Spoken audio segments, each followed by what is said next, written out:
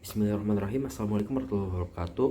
Kami dari kelompok B3 ingin mempresentasikan hasil tugas kami pada blok Health Management, yang mana tugas kami bertema peran teknologi dalam kesehatan dan pendidikan medis. Secara definisi, teknologi dalam healthcare dan medical education mencakup penggunaan perangkat digital, aplikasi kecerdasan buatan atau AI, big data, simulasi, dan perangkat wearable untuk meningkatkan pelayanan kesehatan dan pembelajaran. Terdapat tujuan utama. Yang pertama adalah meningkatkan efisiensi dan akurasi pelayanan kesehatan, dan yang kedua adalah memberikan pengalaman belajar yang lebih interaktif dan berbasis praktik untuk tenaga medis.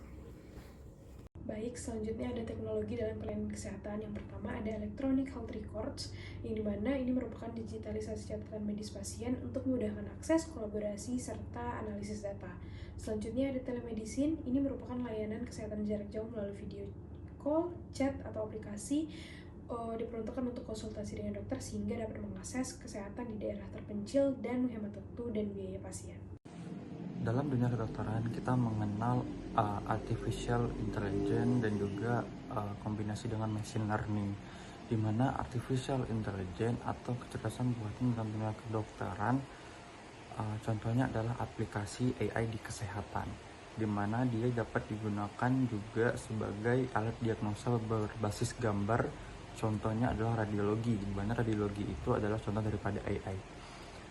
Dan AI pada dunia kedokteran juga dapat digunakan sebagai alat prediksi penyakit dengan menggunakan data-data historis dari pasien, dan juga untuk peningkatan daripada akurasi diagnosa serta melakukan efisiensi daripada manajemen rumah sakit. Baik, selanjutnya adalah teknologi dalam medical education atau pendidikan medis. Yang pertama ada simulasi dan virtual reality atau VR, yaitu penggunaan simulasi 3D atau VR untuk latihan prosedur medis. Contohnya adalah simulasi bedah, pembelajaran tentang anatomi melalui VR dengan manfaat pengalaman belajar yang aman sebelum menghadapi pasien secara nyata dan mengoptimalkan resiko keselamatan saat pelatihan.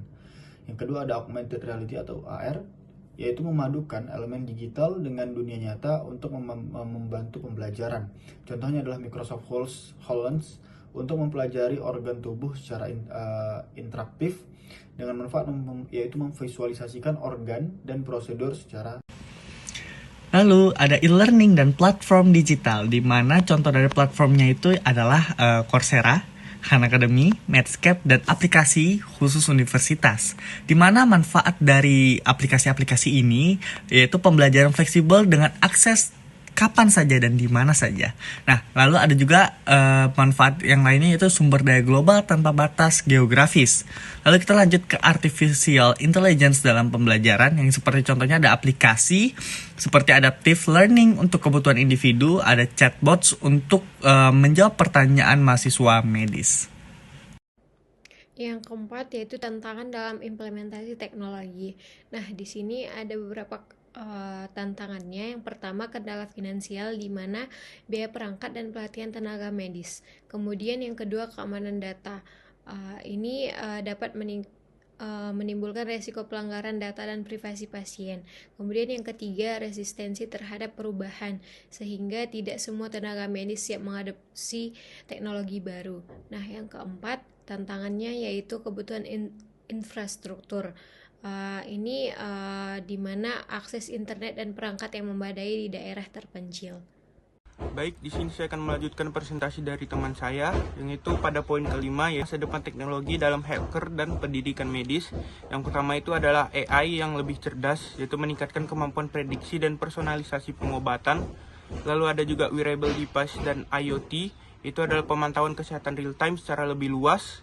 Lalu juga ada pembelajaran berbasis metaverse, yaitu pengalaman kolaboratif untuk mahasiswa medis. Lalu ada blockchain dalam healthcare, itu meningkatkan keamanan dan efisiensi pengelolaan data pasien. Baik, untuk selanjutnya akan dilanjutkan oleh teman saya.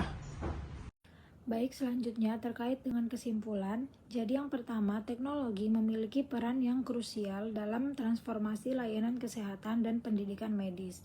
Yang kedua, kolaborasi antara tenaga medis, pendidik, dan pengembang teknologi sangat penting untuk memaksimalkan manfaatnya. Kemudian yang ketiga, meskipun ada tantangan, inovasi akan terus berkembang untuk mendukung pelayanan dan pendidikan yang lebih baik di masa depan. Baik, jadi sekian dari kelompok saya. Jika ada kata-kata yang salah mohon dimaafkan. Wassalamualaikum warahmatullahi wabarakatuh.